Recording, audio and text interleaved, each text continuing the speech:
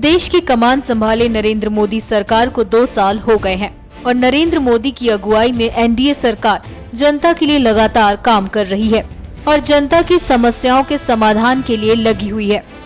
2 साल सरकार के पूरे होने पर नरेंद्र मोदी यूपीए के सहारनपुर में थे और जनता के सामने जनता की समस्याओं का समाधान भी कर रहे थे। देश में डॉक्टरों की कमी को देखते हुए प्रधानमंत्री नरेंद्र मोदी ने सरकारी डॉक्टरों की रिटायरमेंट की आयु बढ़ाकर 65 साल करने का ऐलान किया और कहा कि केंद्रीय मंत्रिमंडल इस सप्ताह फैसले पर अपनी मोहर लगाएगा। हमारे देश में डॉक्टरों की संख्या कम है। मेडिकल एजुकेशन में भी अलग अलग राज्यों के अलग अलग नियम हैं। कहीं पर डॉक्टर सरकारी अस्पताल में 60 साल में रिटायर्ड हो जाता है, कहीं पर 62 साल में रिटायर्ड हो जाता है और हमें डॉक्टर की कमी महसूस होती है।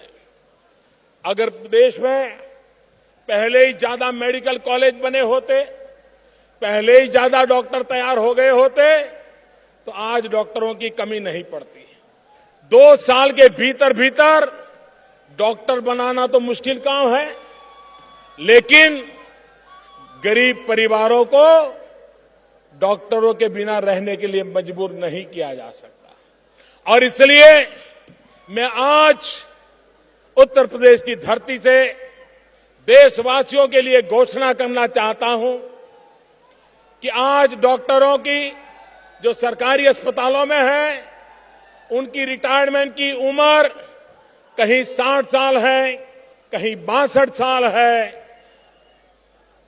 इसी सप्ताह हमारी सरकार की कैबिनेट निर्णय करेगी और उसके बाद अब डॉक्टरों की रिटायर्ड होने की एज 60-62 के बजाय राज्य हो या भारत सरकार हो, सबके लिए 65 उम्र कर दी जाएगी, 65 कर दी जाएगी, ताकि हमारे डॉक्टरों की सेवा अधिक समय तक शिक्षा के लिए सरकारी अस्पतालों के मिलते रहे।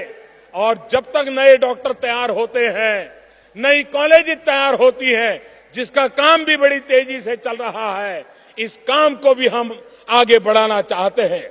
मेरे प्यारे देशवासियों, वहीं नरेंद्र मोदी ने डॉक्टरों से एक और अपील की, जिसमें देश के गरीब प्रेग्नेंट महिलाओं के लिए डॉक्टर हर महीने के 9 तारीख में फ्री में काम कर सके।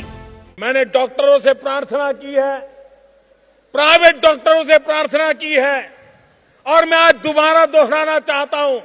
यहां भी जो डॉक्टर मित्र हैं, एमएलए एमपी है, वो अपने इलाके में डॉक्टरों को समझाएं। क्या मेरे डॉक्टर मित्र एक काम कर सकते हैं क्या? हर महीने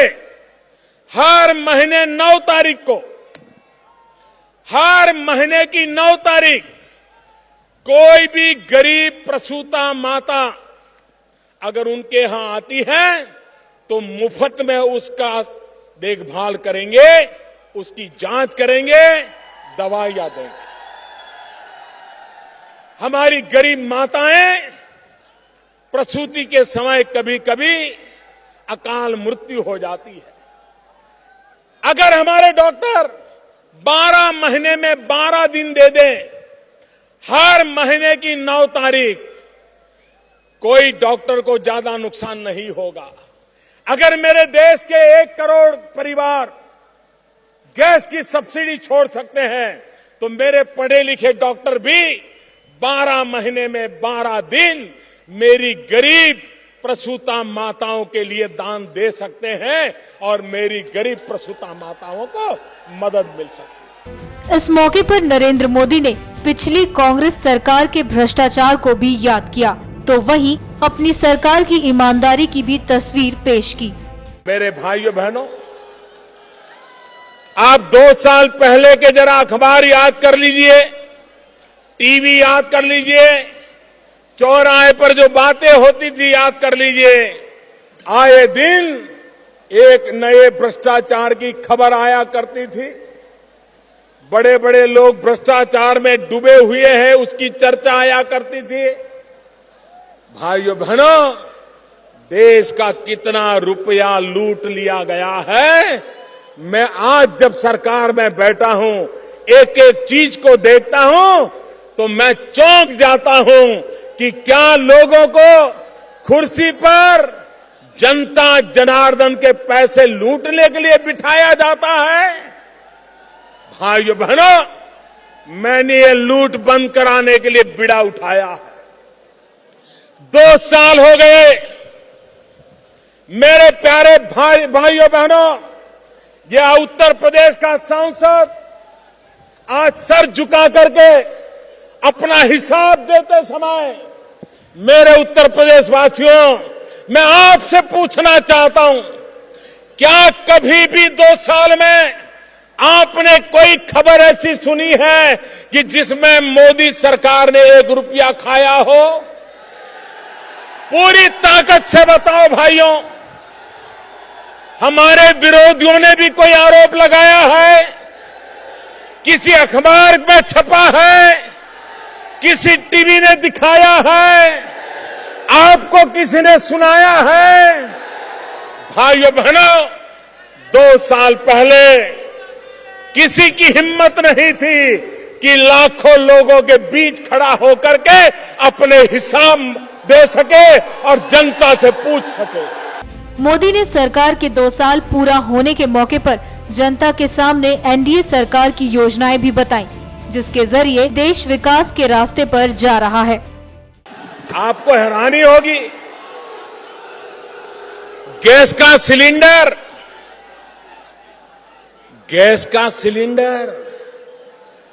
का चूल्हा, ऐसी सरकारें आई वो तो अमीरों की अमानत बना दी।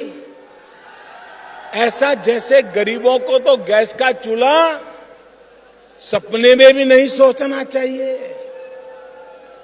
क्या गरीब को लकड़ी के चूल्हे में ही जिंदगी काटनी पड़ेगी? क्या मेरी गरीब मां को दिन में लकड़ी का चूल्हा जला करके खाना पकाते पकाते 400 सिगरेट का धुआं अपने फेफड़े में लेना होगा? क्या गरीबों को मरने दिया जाएगा क्या?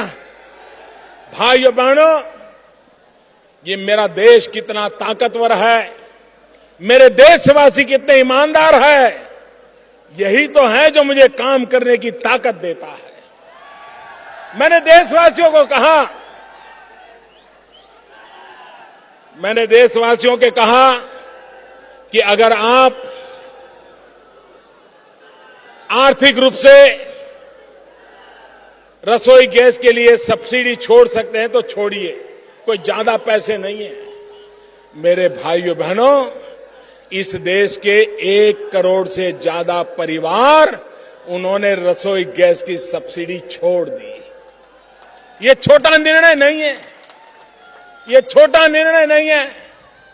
1 करोड़ से ज्यादा परिवार रसोई गैस की सब्सिडी छोड़ दें तो मैंने भी निर्णय किया कि आने वाले 3 साल में 3 करोड़, पिछले साल 3 करोड़ परिवारों को गैस का कनेक्शन दे दिया और आने वाले 3 साल में 5 करोड़ गरीब परिवारों, जहां लकड़ी का चूल्हा जलता है, उनको गैस का कनेक्शन दिया जाएगा।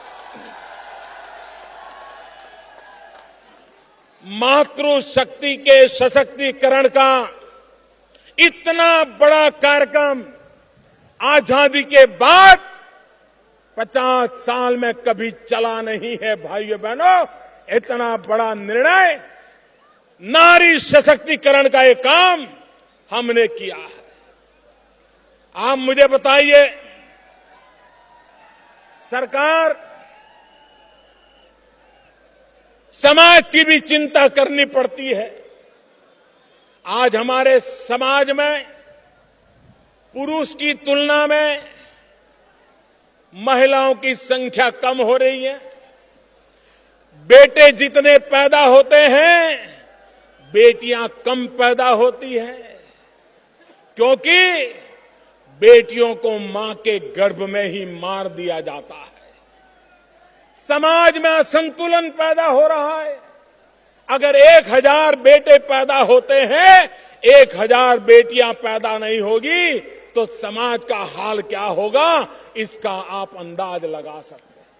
और इसलिए हमने अभियान चलाया है, बेटी बचाओ बेटी पढ़ाओ। भाइयों बहनों,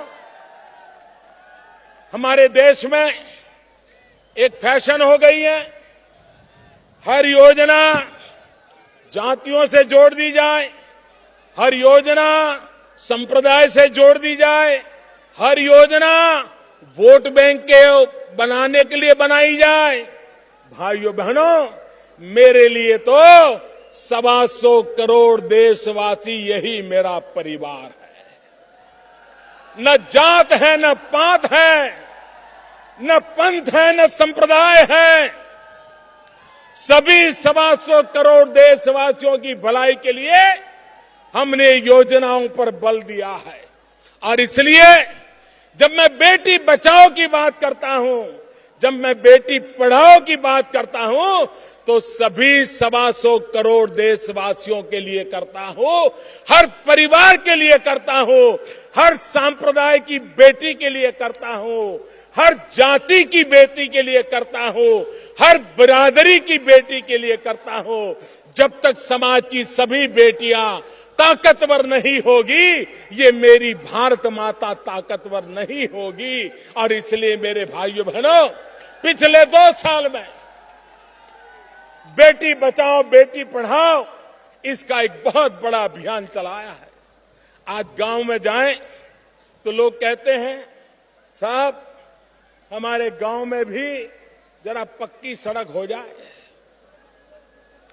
गांव में पक्की सड़क की मांग रहती है। आज मुझे दुख के साथ कहना है, पिछली सरकार में एक प्रकार से सड़कें बनाने के लिए जमीन पर सड़क नहीं नजर आती थी। पता नहीं पैसे कहां जाते थे, पता नहीं योजनाएं कागज पर होती थी कि कुछ होता था।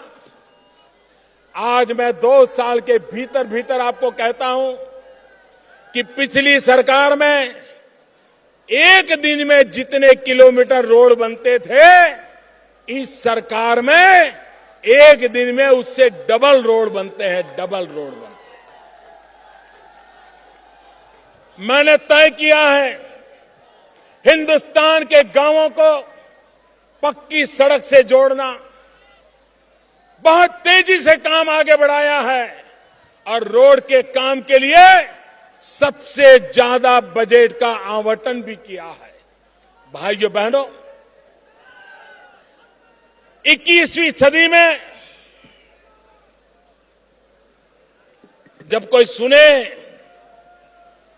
कि भारत 18,000 गांव ऐसे हैं कि जहां बिजली का खंभा भी नहीं लगा है, कितनी शर्मिंदगी महसूस होती है। आजादी के 70 साल होने आए हो और गांव में बिजली का खंभा न पहुंचा हो, तो भाइयों बहनों, मुझ जैसे व्यक्ति को पीड़ा होना बड़ा स्वाभाविक है। और इसलिए मैंने बीड़ा उठाया कि मुझे गांवों में बिजली पहुंचानी है।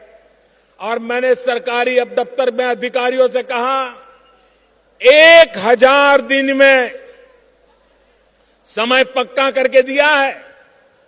और बहुत लोग हैं जो मेरा बराबर हिसाब देख रहे हैं कि मोदी जो कह रहा है हो रहा है कि नहीं हो रहा है। और कहीं से कोई गलत खबर आ जाए तो 24 घंटे टीवी पर चलता है कि मोदी ने उस गांव में बिजली पहुंचाने के लिए कहा था, लेकिन अभी बिजली पहुंची नहीं, सिर्फ खंभे पहुंचे हैं। इतना बारीकी से मेरे काम को देखा जाता है और मैं इसका स्वागत करता हूं। सरकार का पल पल का हिसाब होना चाहिए, सरकार का पाई पाई का हिसाब होना चाहिए। ये सरकार जनता के लिए होती है, जनता की भलाई के लिए होती है।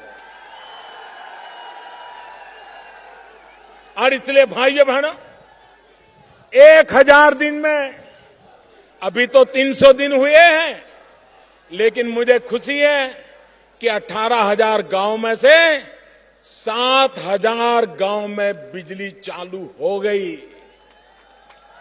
सबसे ज्यादा गांव उत्तर प्रदेश के अंधेरे में थे। बहुत ही जल्द उत्तर प्रदेश के सभी गांवों में बिजली पहुंचाने का काम मैं पूरा करके रहूंगा। मेरे भाइयों बहनों, ये काम मैंने उठाया है। हमारा देश का नौजवान, उसे रोजगार मिलना चाहिए। नौजवान को काम करने का अवसर मिलना चाहिए। हमने एक प्रधानमंत्री मुद्रा योजना लाए। हमारी इच्छा है कि जो समाज के गरीब तबके के लोग हैं, एससी हो, एसटी हो, ओबीसी हो, छोटा छोटा काम करते हो, कोई धोबी हो, कोई नाई हो, कोई अखबार बेचता हो, कोई दूध बेचता हो, छोटा छोटा कारोबार करने वाले लोग, उनको बैंक वाले पैसे ही नहीं देते थे। बेचारों ने बैंक कभी देखी नहीं थी, और बैंक में जाएं तो ऐसे नियम बताते थे कि वो बेचारा पैसे ले ही नहीं पाता था। ये बैंक गरीबों के काम आनी चाहिए कि नहीं आनी चाहिए भाइयों? ये बैंक गरीबों के काम आनी चाहिए कि नहीं आनी चाहिए? ये बैंक गरीबों के काम आनी चाहिए कि नहीं आनी चाहिए? हमने नियम बनाया, प्रधानमंत्री मुद्रा योजना, और हमने कहा ये छोटे छोटे लोग कारोबार चलाते हैं, अगर उनको पैसे चाहिए तो साहूकार के यहां से नहीं जाना पड़े, बड़ा ज्यादा ब्याज न देना पड़े, उसको अगर पैसे बैंक से मिल जाएं तो उसकी जिंदगी बदल जाएगी। और भाइयों बहनों, मुझे खुशी है, योजना शुरू की इस वर्ष, अब तक करीब 3.25 करोड़ परिवारों को 1.25 लाख करोड़ से ज्यादा पैसे उनको दे दिए गए, बिना गारंटी दे दिए गए, और उनको कहा आप साहूकार से मुक्त हो जाइए, अपने कारोबार को बढ़ाइए, और एक आध दो नौजवान को रोजगार भी दे दीजिए। गरीब की ताकत कैसे बढ़ाई जाती है, ये हमने करके दिखाया है। हम प्रधानमंत्री जनधन योजना लाए। प्रधानमंत्री जनधन योजना से हमने गरीब से गरीब व्यक्ति को बैंक के खाते से जोड़ दिया, और उसको रुपए कार्ड दिया। रुपए कार्ड, ये रुपए कार्ड की ताकत ये है कि गरीब के परिवार में अगर कोई अकस्मात हो गया, कोई मुसीबत आ गई, तो 2 लाख रुपए का बीमा उसको तुरंत मिल जाएगा। 2 लाख रुपए का बीमा मिल जाएगा। भाई, गरीब ने कभी सोचा था कि उसके परिवार में मुसीबत आए? भाइयों बहनों, मैं एक स्वच्छता का अभियान चलाता हूं, और मैं देशवासियों का आभारी हूं,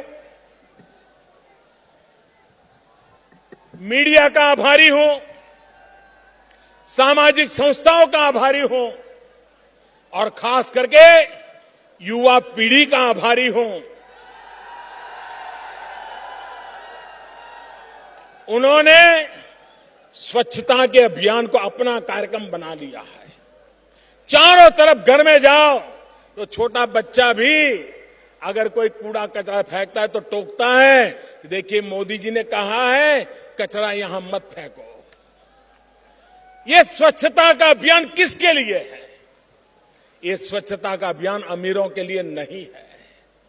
ये स्वच्छता का अभियान गरीबों के लिए है, ताकि